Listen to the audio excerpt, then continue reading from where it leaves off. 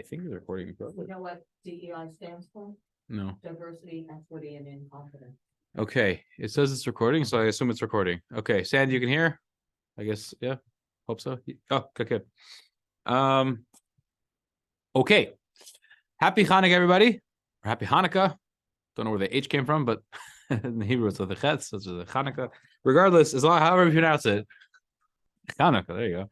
I have a number of people who aren't Jewish over the past few days say Happy Hanukkah. I was actually, oh wow. Thank you for coming, and this will be a very exciting class. And thank you guys for the pomegranate.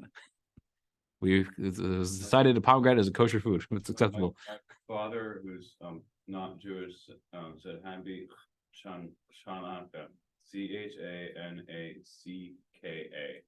Chanakah. Chanukah. I love it. Okay. Thanks.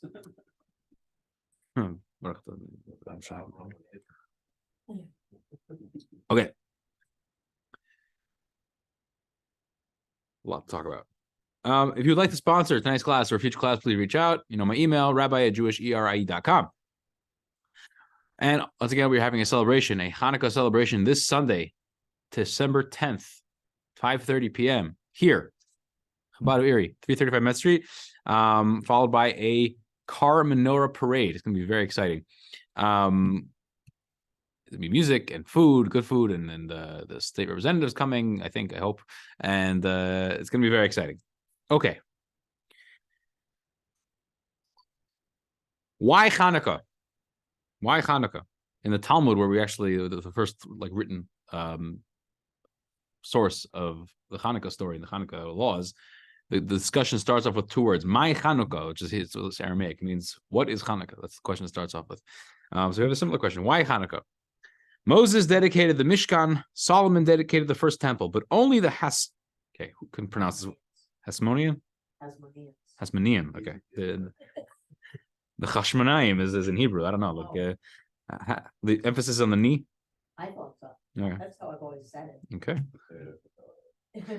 Hasmonean rededication became a festival we celebrate until today. Why? Okay, let's get into this.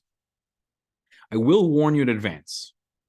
The task that the class tonight is going to go a little tangential, slightly. We'll try to keep focused because the main point is the main point at the end of the day.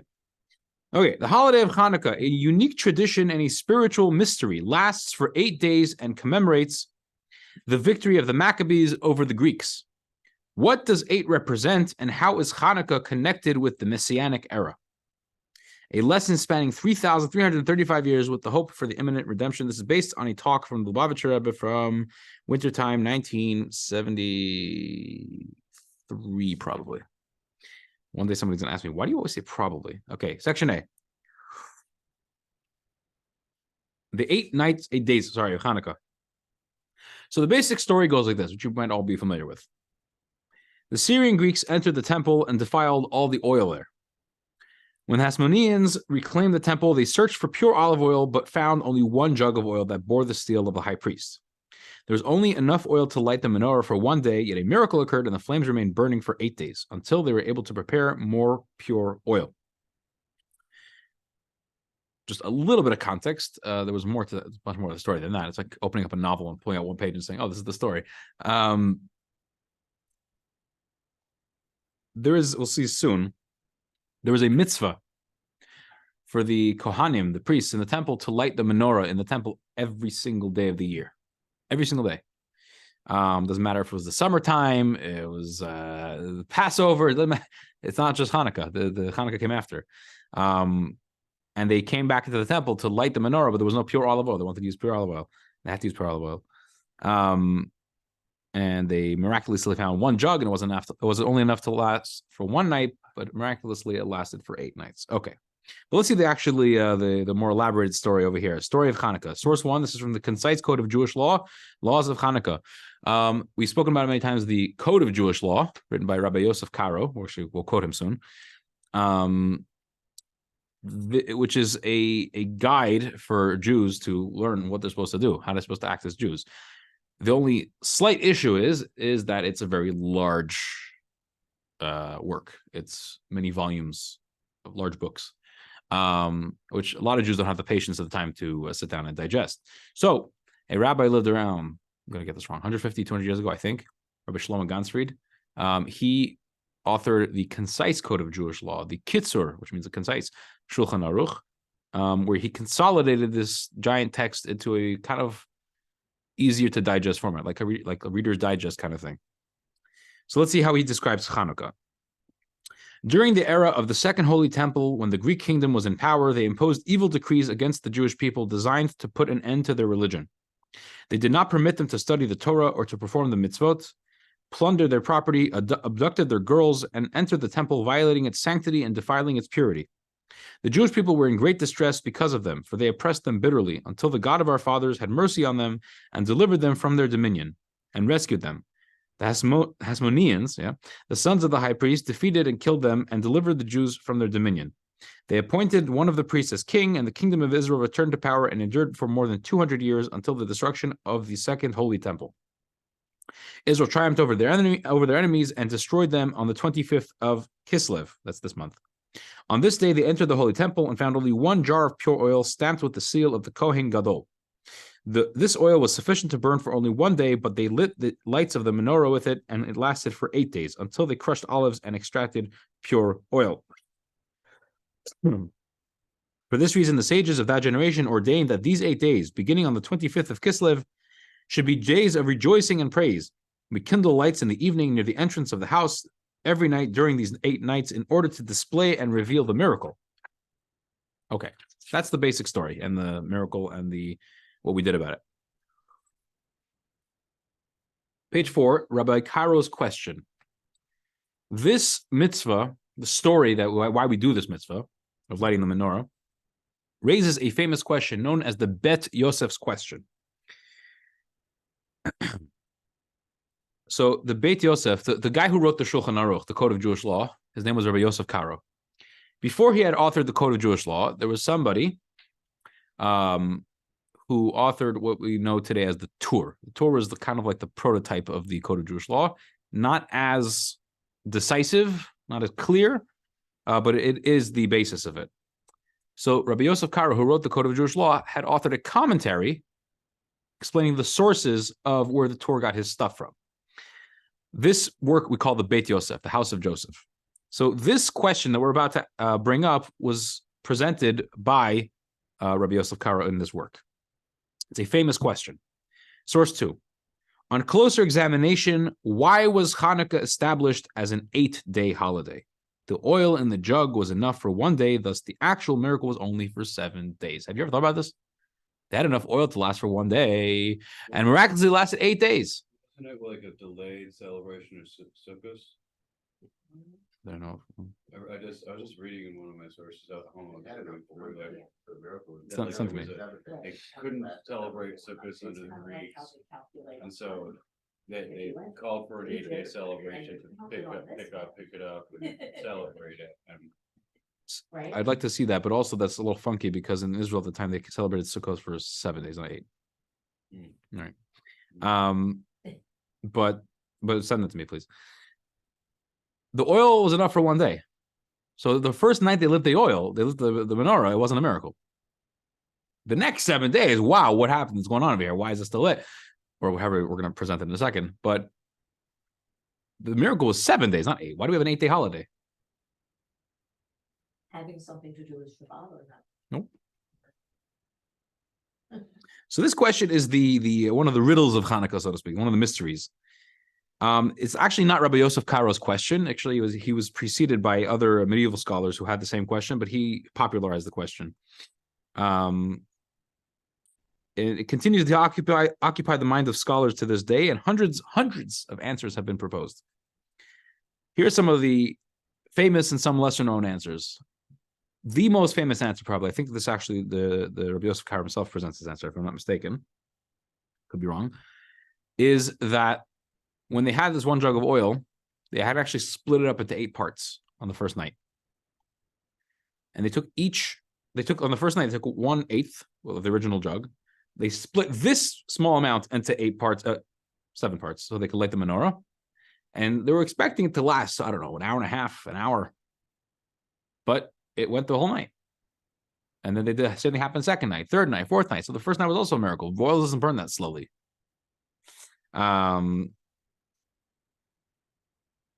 Another answer that is suggested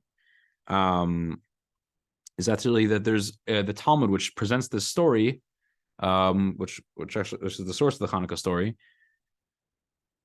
There's a lesser popular variant of the text in the Talmud.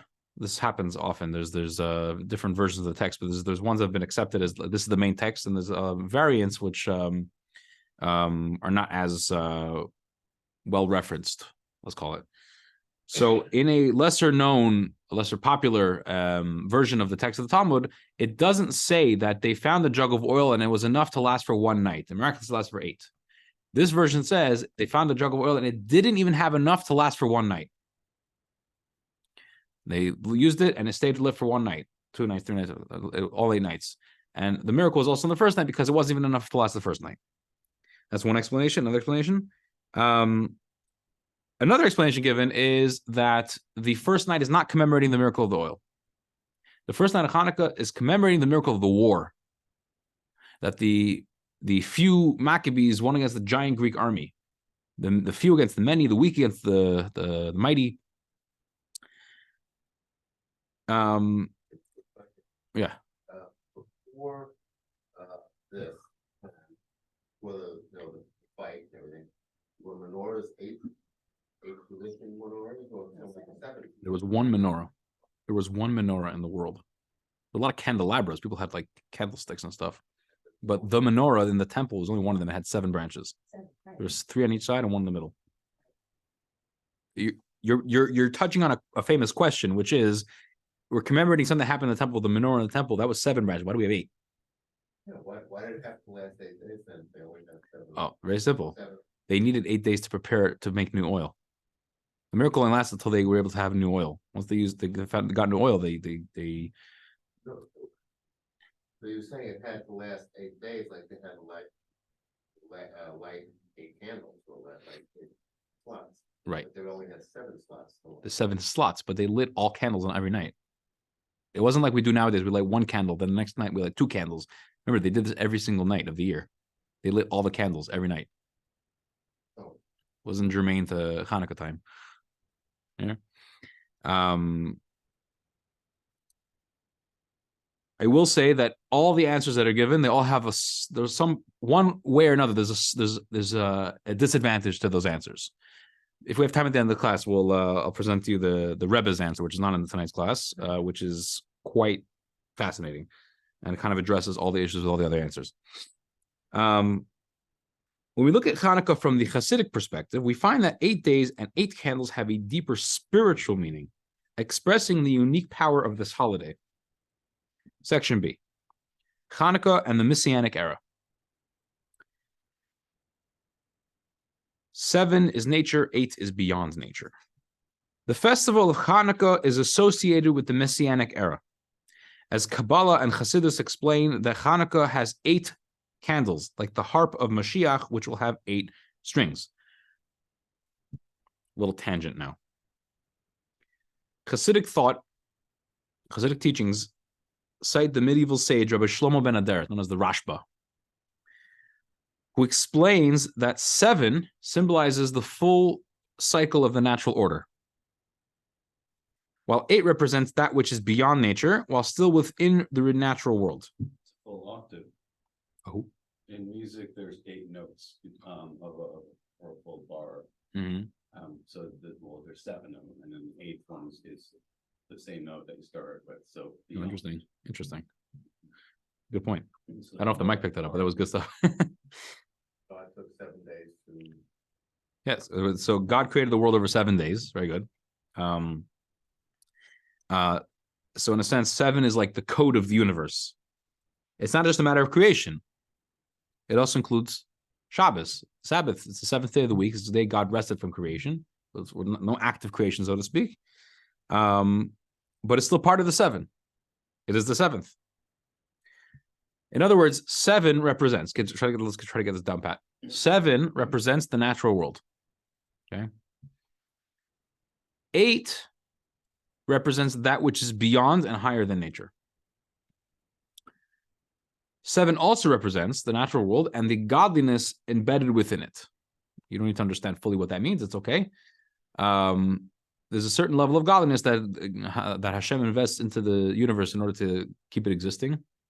And that, so to speak, low level is what is embedded within creation. Does that have to do with the Sephira? Of course, it always has to do with the Sefirot. And 8 is the level of godliness that it transcends nature, beyond nature. It's above the natural order. When something natural happens, for example, I'm not going to do it because it's a beautiful pomegranate, but if this pomegranate were to fall out of my hand right now, it wouldn't go up. It would go down, right? It'd be very interesting if it went up. We'd have it on camera. A very big mess either way. Unless it floated upwards. Pomegranates fall down. That's the way it works. Water goes down, fire goes up. You know how the natural world works.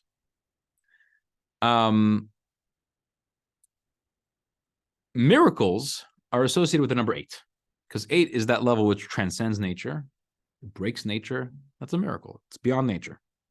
It's outside the regular framework, so to speak. When the events that led to Chanukah occurred, the Jews were facing serious challenges to their beliefs and way of life. The contemporary Greek philosophers and scientists believed that there was nothing beyond human understanding and intellectual prowess.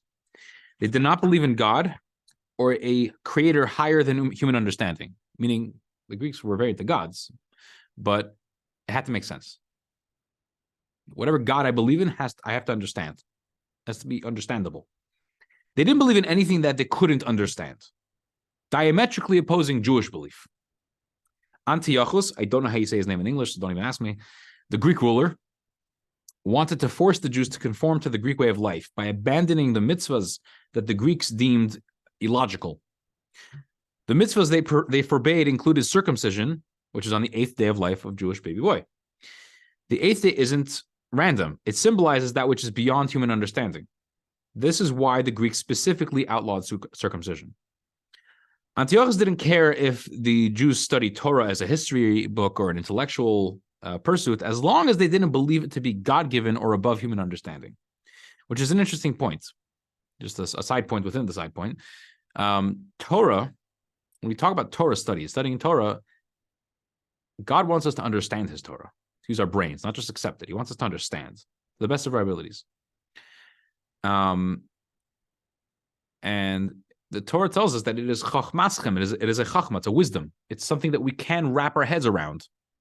At the same time, it is divine wisdom, it's godly wisdom. And just as God is unfathomable and infinite, his wisdom is also. So as much as we need to have a requirement, an obligation, a privilege to understand God's Torah, we also have to realize we'll never fully understand it, ever. We could always go deeper and deeper and deeper and deeper, but there was going to be an infinite depth we'll never reach. We might reach there, but then there'll be an even deeper depth. So the Greeks weren't so happy about that. So Jewish life was on a collision path with Greek life.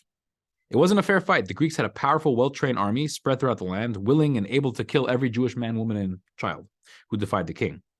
It was under these circumstances that many Jews gave in to the Greek decrees and the Jewish nation was in peril. Then the Maccabees came along, led by Mattityahu and his sons. They preached faith in God and that they would be victorious against all odds. The Jews could not and would not abandon the Jewish tradition. The Jewish victory over the Greeks was not only an overwhelming military victory, but also a watershed spiritual victory, a triumph of light over darkness. The 8 days of Chanukah and the 8 Chanukah lights remind us not only of the military victory celebrated by the Festival of Lights, and not only of the supernatural victory of the weak against the mighty and few against the many, they also remind us of the victory of the Jewish belief system and way of life, not founded upon finite human intelligence, 7, but rather on faith and practical observance of the mitzvahs, 8. So we started this whole point by quoting a statement. Where is it?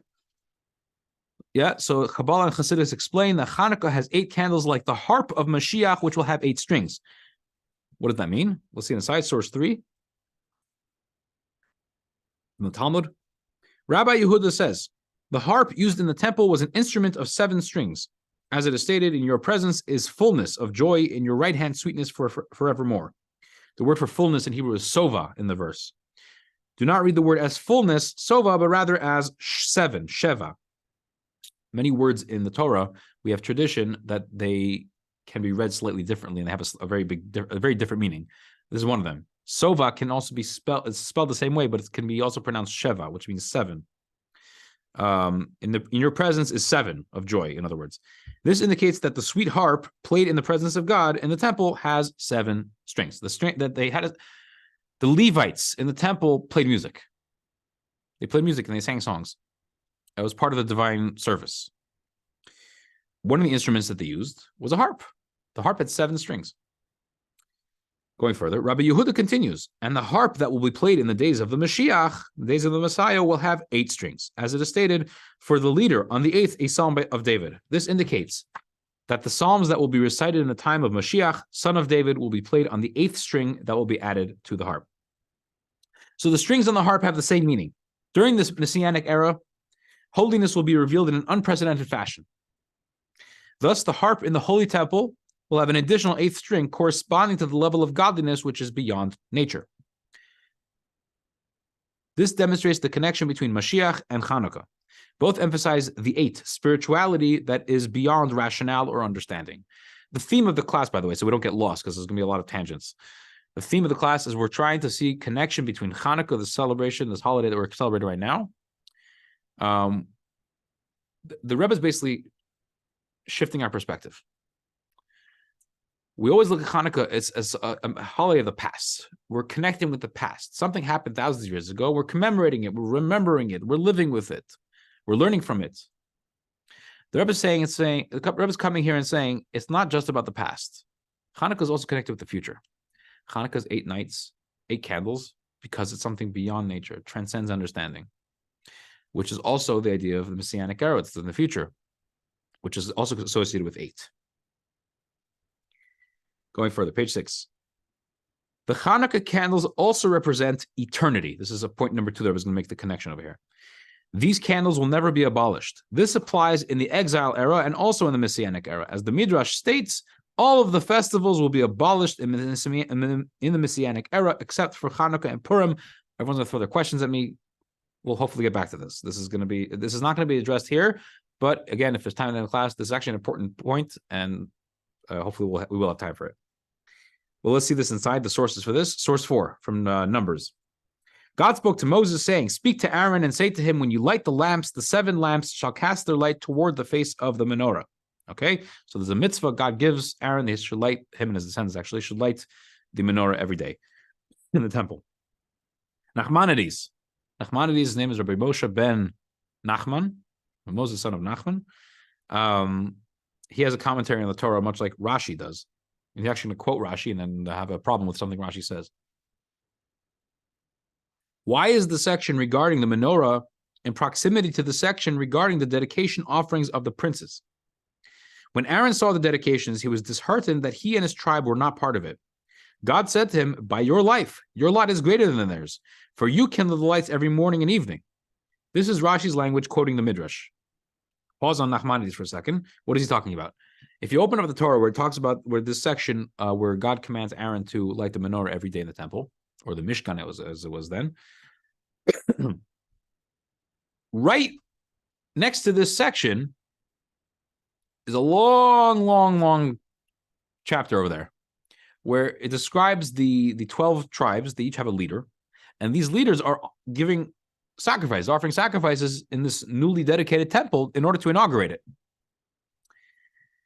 Aaron, so then right after that, Aaron is commanded about the menorah. And the question is, remember, we spoke about this a few times, the Torah is not a history book. It's not in chronological order. So if things are next to each other, there's a reason for it. Imagine you have a photographer, right? And he has a group of people, and he's like, okay, you stand here, you stand there, you stand there, you stand here. And he has a whole line of people, and you're looking at the line of people, and you're like, this doesn't make any sense. I'm trying to see what order is there here. Clearly he's doing it on purpose. Is that this person should be here? Like you're trying to figure out, is it by height? No, it's like it kind of looks like a zigzag almost. Like it doesn't make any sense. Okay. Is it by shirt color? No, I don't see a pattern here. Is it by age? and you're trying to figure it out, and finally you go ask the photographer, like, why you organize these guys in such a way? And he tells you his secret. What is he doing? And you go, oh, that makes sense. So obviously God in his Torah, things are organized in a very, very specific manner, even if to us it doesn't seem so orderly. So why are these two sections next to each other? The offerings of the tribe leaders and the commandment to light the menorah every day. Rashi tells us the reason is because there was a small story that happened here. Aaron saw these sacrifices being offered by the other tribe leaders, and Aaron felt very sad because the tribe of Levi his tribe did not offer these sacrifices. They weren't part of it. And he was very sad about it. And God said to him, what are you so sad about? You're going to light the menorah of the temple. This is so much greater than what they're doing. Then he was happy. Now, that's Rashi's explanation. Nachmanides has a problem with it. He says, it is unclear to me why God consoled him with the lighting of the lamps and not with the twice daily incense offerings, all the sacrifices, the meal offerings, or the high priest's Yom Kippur duties, which are only valid if done by him while standing in the holiest place, and with the fact that he is the Holy One standing to serve and bless in God's name, and his tribe are all priests. One second. Nachmanides has this great question. God consoles Aaron and says, you're going to light the menorah in the temple. You're going to light the menorah. What about all the other stuff that his tribe is going to do? They're going to serve in the temple on every single day. No other tribe is going to do that. They're going to be offering the incense offerings, the meal offerings, the high priest on Yom Kippur. He's doing all the stuff on Yom Kippur.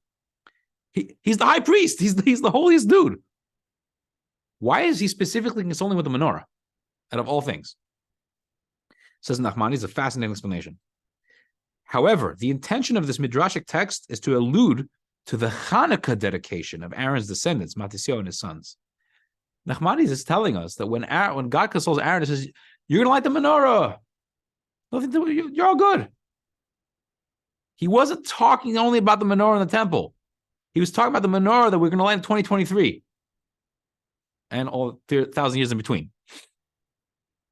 The story of Chanukah that happened with Matisyahu and his sons, which was Aaron's descendants. That's what God was referring to. He says, I have found this explanation also in the works of Rabbi Nissim, who's known as the Ran, who referenced this text, saying, I have seen in the Midrash that when the Levite tribe was not included in the dedication of the other tribes, God told Moses to tell Aaron that there will be another Chanukah. Chanukah means dedication, with candle lighting, and I will bring it about via your descendants with great miracles. This is why the Torah placed the section near the section of the dedication of the altar. And I have further seen in Midrash Tanchuma and also in Medrash Rabbah, God said to Moses, go and tell Aaron, fear not, you are designated for something of greater importance than this. The offerings are brought only as long as the holy temple is in existence, but the lamps will give light in front of the menorah forever. And all the blessings that I have given you in which to bless my children will never come to an end. Now it is an obvious fact that when the holy temple is not in existence, and the offerings are not brought because of its destruction, the lighting of the lamps will also cease. Therefore, we must say that the sages of the Midrash were alluding to the lights of the dedication of the Hasmoneans, which applies on the festival of Hanukkah even after the destruction of the Holy Temple in our exile. Wow, what did he just say? He quoted a Midrash where God tells Moses, go tell Aaron, you're designated for something greater than this. The offerings on the temple are only going to be brought as long as the temple's standing. But you're gonna light the menorah, it's gonna be forever. Stop. Temple was destroyed. No more sacrifices. Temple was destroyed. No more menorah. What are you talking about? What do you mean the menorah is gonna be forever? It's clearly talking about the Hanukkah candles that we have been lighting since then, every single year, every single Hanukkah. Those menorah lights will last forever. To the extent. Source 5. This is from Igeret Hatil. The Igeret Hatil notes that not only will the lighting of the menorah not stop during exile, but it will continue in after the coming of Mashiach. As we quoted earlier, the sages said all festivals will be annulled with the exception of Hanukkah and Purim. Again, we'll get back to this. Okay. We do have time, but I do want to skip the next part for the very simple reason that it's a little hard to digest and it feels a little loopy. And I don't want to get lost on it.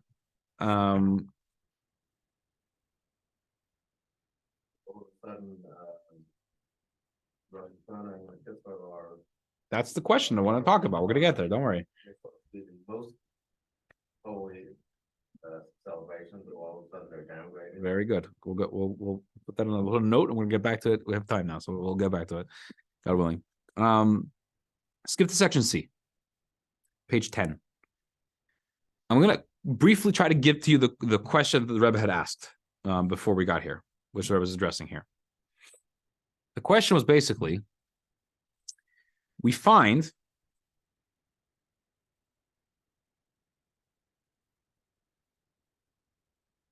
no, actually, that question was later.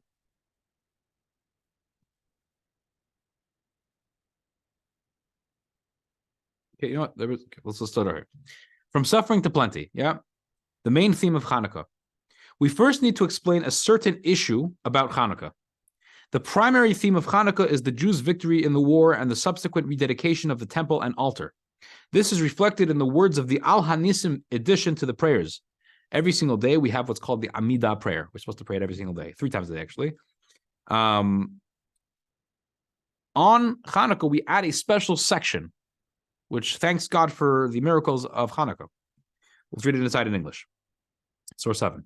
And we thank you for the miracles, for the redemption, for the mighty deeds, for the saving acts, and for the wonders which you have wrought. Who says wrought? For our ancestors in those days at this time.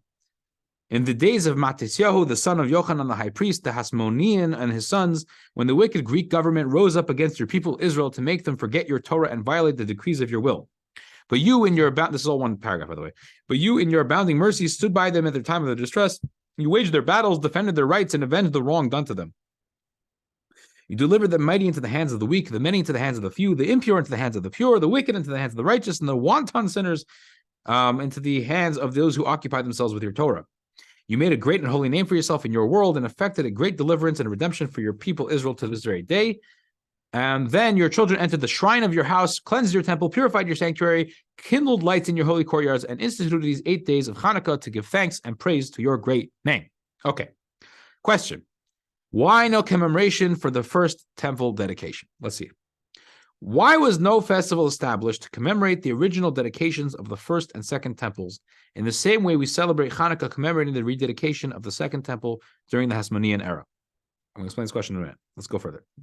In commemoration of the dedication of the Mishkan in the desert, there is merely a custom not to say the Tachanun supplications on the anniversary of this day. The dedication of the first temple was celebrated for 7 days and another 7 days, totaling 14 days.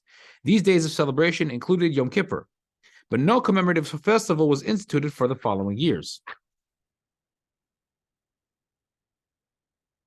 We're going to quote all these sources, and then we're going to explain what the question actually is. Leviticus, the dedication of the Mishkan in the desert. Source 8. Moses and Aaron went into the tent of meeting. They came out and blessed the people, and the glory of the Lord appeared to all the people, and fire went forth from before the Lord and consumed the burnt offering and the fats upon the altar, and all the people saw, sang praises, and fell upon their faces. The dedication of the Mishkan, which was the prototype mobile home version of the temple in Jerusalem, which they had in the desert, came after extensive preparations. After the sin with the golden calf, which drove away the divine presence, the Jews were disheartened. Now, this mitzvah to build a Mishkan for God was like a medicine for their wounds. They felt they now had an opportunity to serve God and bring the divine presence back down. They were all drafted into its construction with great enthusiasm, their hearts and their pocketbooks as well. They counted the days until the Mishkan would finally be complete. The dedication of the altar itself took 7 days. During those 7 days, Moses brought sacrifices, and on the first of the month of Nisan, which is the month of Passover, Aaron brought sacrifices and dedicated the Mishkan. A fire descended from heaven and consumed the sacrifices on the altar, showing that God's presence was now in the Mishkan. The Jews fell on their faces and bowed down, thanking God with song that he had accepted their offerings and rested his presence among them. And the sages declared the rejoicing before God in heaven was like the rejoicing when heaven and earth were created. Okay, that was a comment about the Mishkan that was built, which was the original temple, I guess you could say. Going into the first temple built by King Solomon, source 9. And this is from the Kings 1. And all the men of Israel assembled themselves before King Solomon at the feast in the month of Etanim, which is the 7th month. Solomon observed the feast at that time, and all Israel with him, a great assemblage from the entrance of Hamat to the brook of Egypt before the Lord our God, 7 days and 7 days, totaling 14 days. Rashi comes and points out the fascinating tidbit here, which is 7 days of dedicating, and 7 days the Sukkot holiday, which means they feasted on Yom Kippur. The celebration of the first temple when it was built was so intense that they had a 14-day feast. Celebrated for 14 days. And they even ate on Yom Kippur. One of those 14 days. One of those 14 days was Yom Kippur.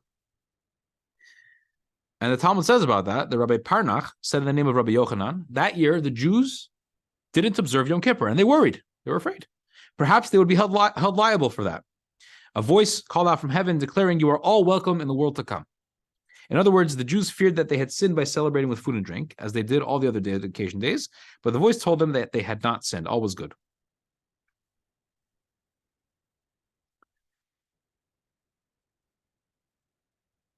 So the question on the table is like this.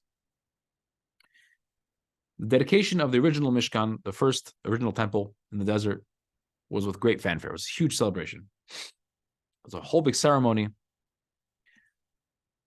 What holiday do we have that commemorates that?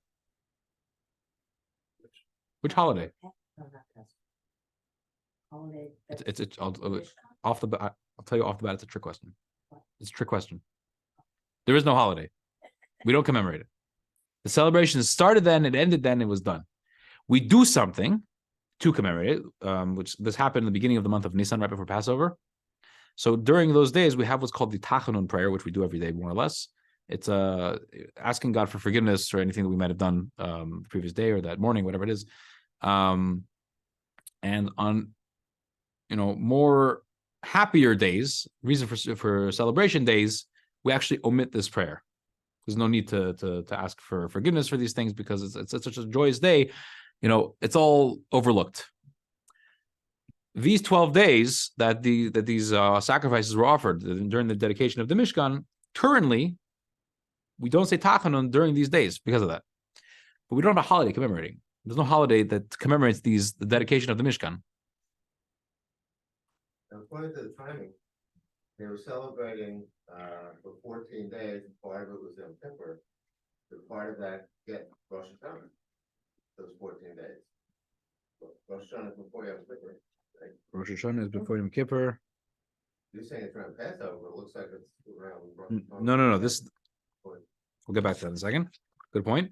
So to commemorate the dedication of the Mishkan in the desert, we don't say Tachanun during these 12 days, right before Passover. What you just referenced was talking about the first temple in Jerusalem. What are you saying? Why? The Mishkan was in the desert, centuries before. The Mishkan is the original temple that they built in the desert, that they took apart, and they built and took apart many times while they were traveling throughout the desert. Right. The first temple was what It's it's a separate dedication, happened hundreds of years later. Oh, they didn't dedicate it. Okay, so I'm using two different phrases: the original temple and the first temple, two different things. I know it's confusing. I would use the Hebrew words; it's less confusing. Okay. There's the Mishkan and the Beit HaMikdash. The word you don't like. What, the tabernacle? Yeah. I think this is less. You said It's more distinctive. sacrificing at the Mishkan? Of course, yeah. What were the sacrifices? Whatever they did in the temple. I mean, Goats. Do you mean like goats and whatever? Just goats? goats, or sheep, cows, birds. all that? Yeah, So they weren't. They had a portable temple in the Yeah. very good. desert. Mobile home. That's the. Right, and that's the Mishkan. The Beis HaMikdash, which was And built they- many they years weren't later, doing this celebration then. they did a celebration. It was It was 12 days. in the desert. Well, it says 14. 7. That's the temple of the hundreds of years later in Jerusalem. I Read, would read, love read the to see verses. that. Read the verses. All the men of Israel assembled themselves before King Solomon. When they say temple dedication of Solomon. Solomon, yes, he built the first temple. That's the permanent one. Very good. That's the best way to say it. Made of bricks. But they did that also during. Yom So Kippur, yeah. that was during. That was it. Yes. Well, Rashi tells us it was the Sukkot holiday. So Sukkot is, I don't know how you get 14. You get Sukkot involved and Yom Kippur, so and Rosh Hashanah. The exact math I don't know offhand. So it does seem like it's early on, but Well, that was the temple. I understand, but it's true. No, he said these holidays are gonna be wiped out. I know people on the screen, you can't see what's going on when you're watching on YouTube. There's a cat fight going on. They're throwing chairs at each other. I'm just kidding. We'll get back to it. We'll get back to it. It's just bad. But it's some good Borscht humor. Okay, so there's no holiday. There is no holiday to commemorate the dedication of the Mishkan in the desert, the portable one. There is also no holiday commemorating dedication of the temple built by Solomon, the permanent one in Jerusalem. After the Chanukah story, they came back in the temple, they rededicated the altar, they found the jug of oil, that whole story. They rededicated the temple, rededicated it. That we celebrate. We have a holiday about it. It's called Chanukah. You know why? Why? I'm thinking, because the other two instances of the Mishkan and the temple were with intent. This other thing is a miracle. It was not with intent. It was by surprise. And I think that's why it's a holiday. Okay, that's an interesting idea. You're saying that the Hanukkah miracle was a miracle. It was like they weren't expecting it. It was Just like Purim was more of a miracle, because she was able to convince the king to spare her people, which was all by happenstance. I mean, it was not totally happenstance, but it was arranged. She was picked as the most beautiful to become the wife, and that was not by intent, it was by happenstance. called divine providence. Right.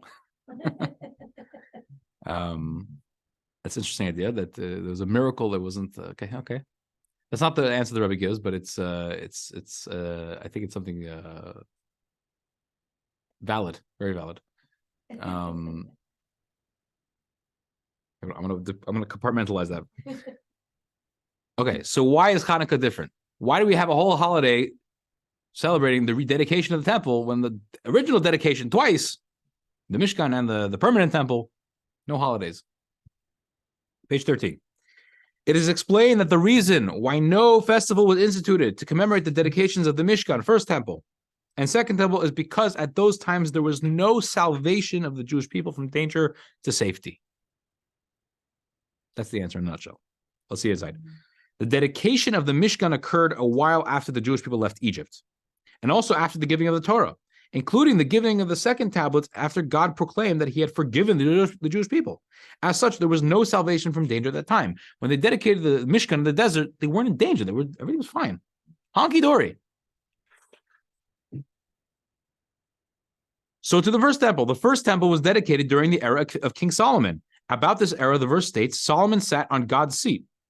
And it says, I will grant Israel peace and quiet during his reign. So here too, there was no salvation from danger. The Jewish people had their most quiet time in history was King Solomon's era. Second temple, while the second temple was dedicated after an exile, it's true, it was already a while after Ezra had led the Jewish people's return from Babylonia to the land of Israel. As a result, there was no strong feeling of salvation at that time. In addition, there also wasn't a complete deliverance because Israel was still under the rule of Cyrus, and they needed to ask his permission in order to rebuild the temple. So however you want to look at it, either it wasn't really saved from danger, the danger was already, they were out of exile technically, or you could look at it, they never left exile. What about the Hanukkah story, Hasmonean era? Only during the time of Hanukkah was there a salvation from danger to safety, this transition. Maimonides describes the process at length. He says the Greek rulers enacted decrees against the Jewish people and oppressed them greatly. Therefore, when the Jews defeated the Greeks and rededicated the temple, a permanent festival was established. How bad was it? Saying from danger to safety, how bad was it really? Let's see.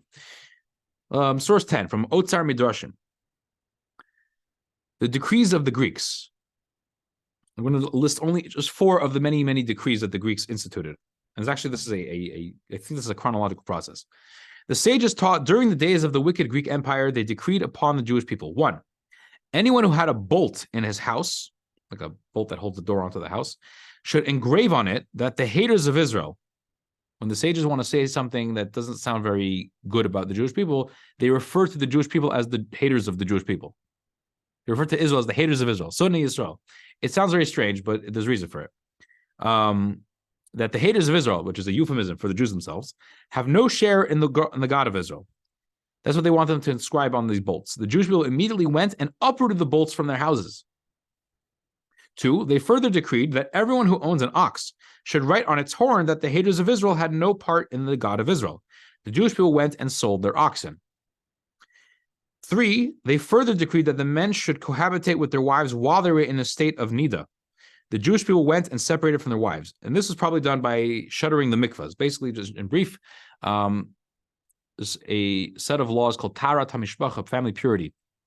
The rules of marriage, husband and wife, certain purity, going to mikvah, and then there's days of separation, days of togetherness. What is the nida? Menstruation.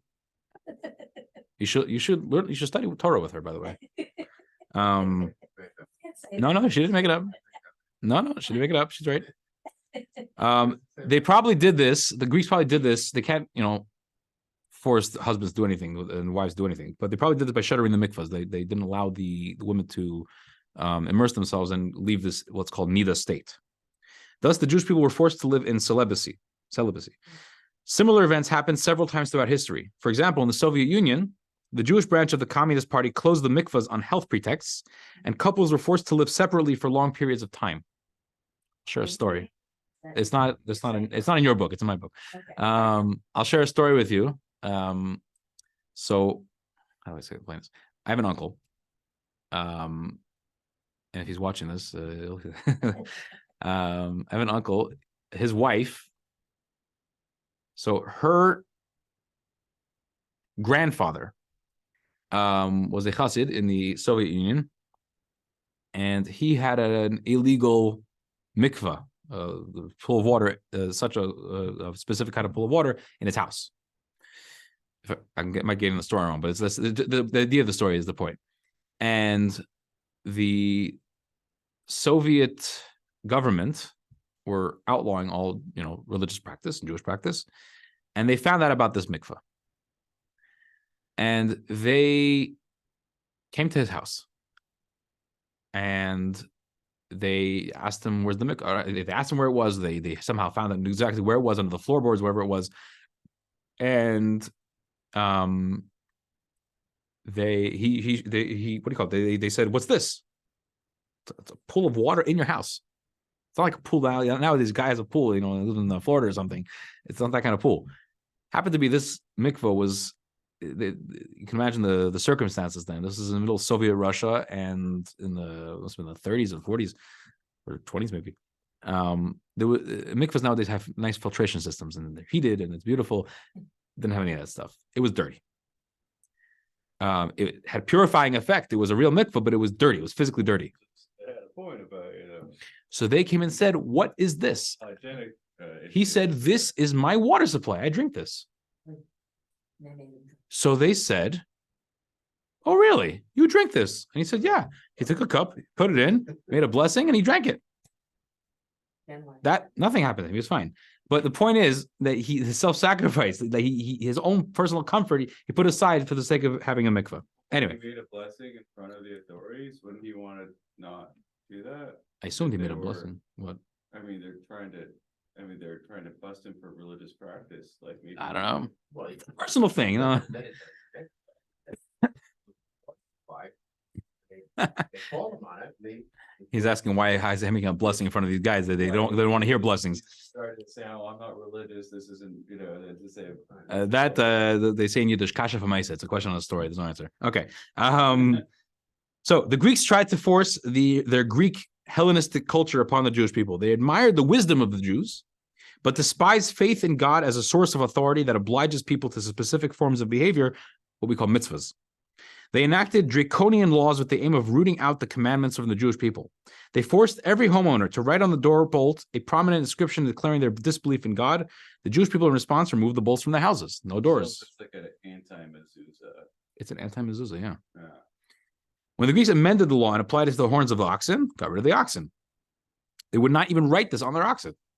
Was there ever an anti-tefillin that the Greeks or the Romans made them? Good question. I don't know. Cause that's the mark of the beast. Like, if I like read it and like, wait a minute, that's what they're talking about. Like, an anti-capital. And so on. The Jewish people kept finding creative solutions to avoid transgressing commandments without breaking Greek law, but then it got really bad. Then the Greeks came up with a particularly vicious and nasty decree. 4. They further decreed that before anyone marries, the woman must cohabitate with the ruler first and only then be given to her husband. No, pretty enough. Yeah. That's the legal. That's like really bad. Because the Jews suffered so terribly under the Greek Empire until the Maccabee victory. How bad is it that the Romans actually, we still have a word for it? Yeah, right. The rededication of the altar symbolized the Jewish victory and an end to the suffering persecution. In that light, we can understand why the joy was so great at the rededication. That joy will still be celebrated even in the Messianic era. On page 15. We can now explain the connection between the dedication of the third temple and the rededication of the second temple by the Hasmoneans. Hasmoneans, it says here. Interesting. Although the Hasmonean rededication occurred during the month of Kislev, and the dedication of the third temple will be during Cheshvan, there's a connection between them with regard to deliverance from danger. This is the part that we skipped earlier. There was a question the Rebbe threw in. I'll briefly explain the question. The Rebbe made this connection between the miracle of Chanukah, the rededication of the temple, and the Messianic era, the dedication of the future temple, the third temple. Someone had asked in a Torah journal, based on what the Rebbe had said, how could there be a connection? The rededication of the temple and by the miracle of Chanukah happened in the month of Kislev. That's the month we're in right now, the third month of the year. Whereas the dedication of the future third temple, Messianic era, will happen in the month of Cheshvan, the second month of the year, and based on some midrash that clearly explains that. And the fact that they're in 2 different months kind of implies that they're 2 different things and they have no connection. So here's the connection. There's a connection between them with regard to deliverance from danger. The third temple will be built after Mashiach will successfully wage God's wars, just like the Hasmonean dedication of the temple occurred after military victory over the Greek Empire. This is why we can derive the establishment of a fixed festival for the dedication of the third temple from the festival instituted for the Hasmonean rededication. The dedication of the third temple will resemble Chanukah with a similar thing, as it will mark the end of the wars and the sufferings of exile. First, Mashiach will fight God's wars, and only after the wars are won, the temple will be built and dedicated. As a result, when Mashiach comes, the celebration will be complete. May we merit the deliverance of Mashiach very soon, either because the predetermined time has arrived or because we have merited it being hastened. The Jewish people will leave exile with a strong hand. So, during these times, we are experiencing the ravages of exile in great measure, as we are all well aware. We pray to God that on this Chanukah, when we celebrate the transition from suffering to freedom during the times of the Maccabees, we may merit the coming of the Mashiach and the dedication of the third temple. May we celebrate the ultimate end of exile very soon. Any questions? I know your question's burning. I know, but we'll get back. We'll get to it. I'm saying that the only time you can have a holiday is when there's stress, danger, stress. You can't have a holiday be happy. Have you noticed the theme with Jewish holidays? Well, Rosh Hashanah is a new year. That's supposed to be happy. It's an important factor in regarding when we're commemorating the dedication of something. We dedicated a Mishkan, no holiday. We dedicated the first temple, no holiday. We dedicated the second temple, no holiday. We rededicated the second temple, holiday. Why? Because it was salvation from danger. That's not what defines a holiday, though. We have Shavuot, which is to commemorate the giving of the Torah on Mount Sinai. Nothing to do with. It's a happy day. It's a very happy day. Rosh Hashanah doesn't commemorate any particular thing that happened, but it's Rosh Hashanah. It's a holiday. It's actually not a happy day, but doesn't mean it's a sad day, but it's not a happy day. I know. I don't confuse everybody. Okay, let's address the big question. Big question on the table. We said in page 5. No, not page 5. Page 6, I'm sorry. The Chanukah candles also represent eternity. These candles will never be abolished. This applies in the exile era and also in the Messianic era, as the Midrash states, quote, all of the festivals will be abolished in the Messianic era except for Chanukah and Purim. What's the question? Why? Okay. The What? Messianic era has not begun. Correct. And when it begins, the only two holidays will be Purim and Hanukkah. That's what it sounds like, yeah. Okay. How are we going to know when the Messianic era begins? Oh, here we go. I'm taking off the boots. What? We're gonna be here a You have while. already Before, discussed but this. before, We're gonna be here a while. no, before we go there, let's understand that there's a very big fat question sitting in front of our face. We have to understand the details, and then we can understand what's the question. Probably half of the books on the shelf behind Rabbi or deal with that question you just asked. Okay. Yeah. What makes a holiday a holiday? In other words, I'm talking about joy. Let me explain my question. What makes Passover different than a random Tuesday? What makes Rosh Hashanah different than Friday? What makes Yom Kippur different than Sunday? Whatever day of the week, doesn't matter. What defines the holiday? Why is today different than the other day? How do I know that today's different? Matzah. Very good. What does that mean? Passover. There's stuff. No comments. No chametz. The holiday is defined by the stuff that we do on that holiday. Oil. It's not necessarily about food. On Passover, we have a commandment, we have a mitzvah that on the night of Passover, we have to eat matzah. We have to have a seder. We have to read from the Haggadah. We have to lean while we eat certain things. This defines the holiday. These practices, these traditions, these mitzvahs define and separate it from all the other days of the year. On Tuesday, I didn't eat matzah. Last week, Friday, I didn't eat matzah. Tonight's Passover. Tonight, I eat matzah. Okay. Rosh Hashanah, we dip apple and honey. We don't dip apple and honey in the middle of summer. You could if you'd like, but we're not supposed to. But it's a thing we do on Rosh Hashanah. You definitely can.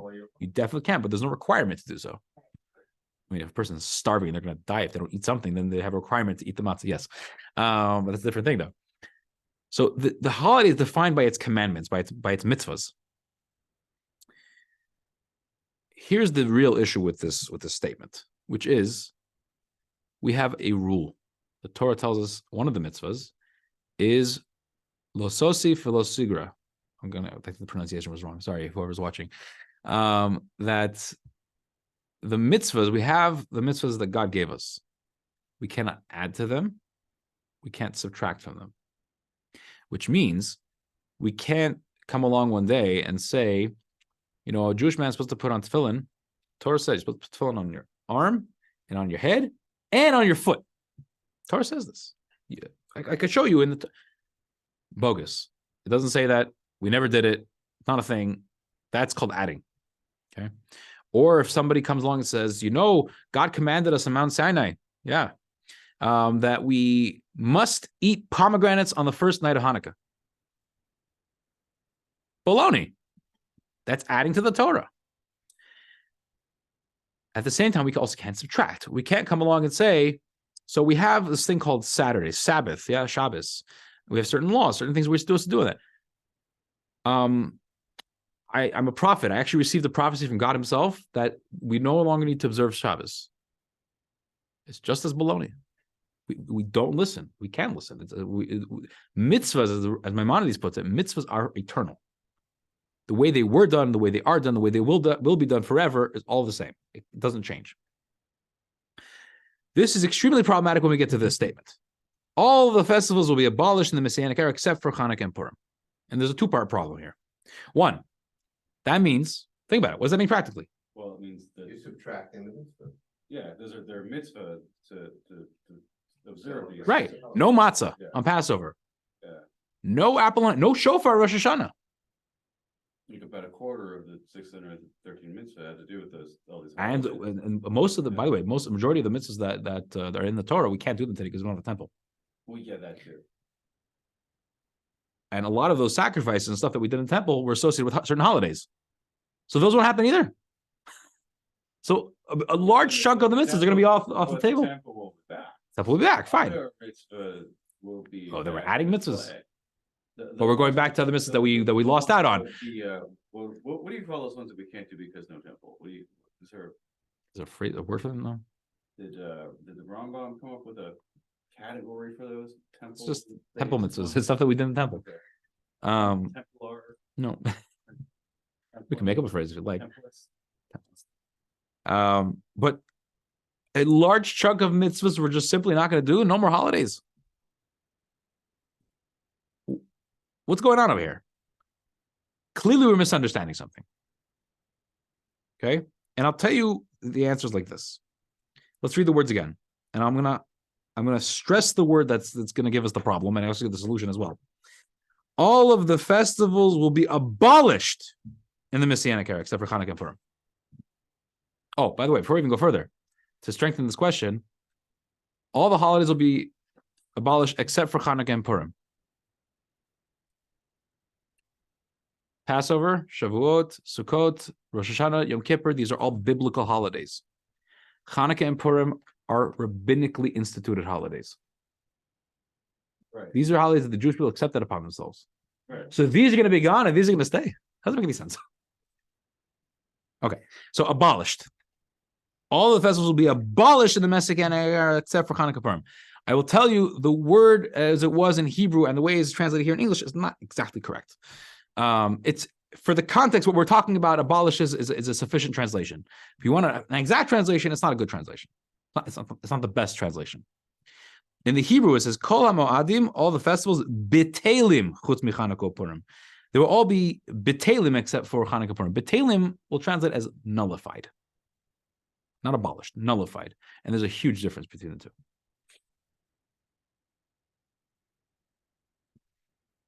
Imagine you have a very strong flashlight. You guys own a strong flashlight? I don't know. Do you own a strong flashlight? No. The flashlight? Well, I mean, I've seen Right, it's strong flashlights, right? Extremely strong flashlights. You ever seen the before they built the what's it called, the where the World Trade Center was? Now there's a World Trade Center back again, but what's it called now? Freedom Tower. What's it called? Anyway, before they built the replacement World Trade Center, one building, in Manhattan, maybe they still have it there. They had these ginormous, huge, powerful. Oh, yeah. The searchlights. Well, They're really beams. intense searchlights, and you could see them miles away, Right. going up into the sky. Right. And I think they're only on September 11th. They have it shine. Every time I saw it, it was just like, wow, those are really, really powerful lights. Yeah. Sun comes up. What happens to those lights? What? When the sun comes up, what happens to those lights? I don't know if they're on a timer or you just don't see them. You don't see them. Because the sun is much brighter. The sun is much brighter, right? Now I know what you're saying. Well, Messianic era, Wait. it's much brighter. You have a flashlight. It's like a regular flashlight. I think you can relate to more. You shine it in the sunlight. You turn it on. You don't see it turn on because the sun is so powerful. It's so bright. You don't notice the light. It's insignificant. So similar to what you're saying, what you're getting at. Every one of these holidays, every one of these mitzvahs that we do contain this powerful godly energy, this godly light. Us physical human beings, we can't perceive it. We're not sensitive enough. Holy people, they're sensitive enough. They can see it. But us regular Joe Schmoes, we don't notice these things. We know it's important to do this, that we do this and do that on the holidays. But there's incredibly powerful divine light shining when we observe these practices. Can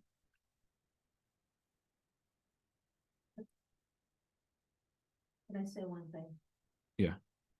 When the Torah was given, that was the light, that the fire that God created for Moses to see and the Jewish people. Okay. So in the Messianic era is almost like re-giving of the Torah in a way, so that these two holidays, which are not in the Torah, I don't know why they would continue to exist, but I think it's maybe because the shining of this Messianic light is going to be like re-giving of another Torah. Actually bring up a very good point. What? You're bringing up a good point. I'll address it in a second. When the Messianic era starts and arrives, is here, our perception of these things will change drastically. All the divine light, all this powerful energy that is involved in these mitzvahs and these holidays, we're going to see it, we're going to feel it, we're going to be sensitive to it. However, the Messianic era itself is going to be this incredibly powerful, infinite ball of energy, let's call it. When this light is shining, the holidays and the observances lose their significance, much like the flashlight that's shining in the sunlight. Does that mean you threw out the flashlight? When the sun comes up, you threw out the flashlight? No, you still have a flashlight. You're still observing the holidays. You're still keeping Passover and Rosh Hashanah, Yom Kippur, and all these things. You're still eating the matzah and you're hearing the shofar. But the energy, the divine light that's unique to this observance, to this holiday, will be unnoticed. It won't have its own unique significance because it'll be blotted out by the Messianic era's light, with two exceptions, Chanukah and Purim. The light that these two holidays possess is so intense, it's so bright, it's so powerful, that even in the Messianic era, they will still hold significance. There'll still be something special. Why? Maybe another class, not today. What you brought up about it'll be like a regiving of the Torah. It's actually interesting that you said that, because there's a verse in, I think Isaiah. It says, Torah mi'iti tetzeh. It says a Torah will emerge from me. And the Midrash says, Torah chadasha mi'iti tetzeh. It means that a new Torah will emerge from me. Now, across the board, we understand that this does not mean that God's going to give the Torah a second time or give a new Torah. We just said the laws don't change, the mitzvahs don't change, nothing changes. Nothing's added, nothing's taken away. But there will be a novelization within Torah, within the Torah study, and within the observances, within in our faith. Everything will be the same, but it'll be incredibly energized in a completely different way that we can't even imagine. Much like I mentioned to you, and we've mentioned here for a few times, when you walk into a dark room, it's a dark room. You don't see anything. It's black. You walk in, a number of things happen. One, there's a Lego brick on the floor. You step in it. Imagine you're barefoot. You step in it. Ouch. You smash your toes into some dresser. You trip on the bed. There's a cup of water that spills all over you because you fell over it on top of it. And it's a big mess. And then somebody comes and turns on the light.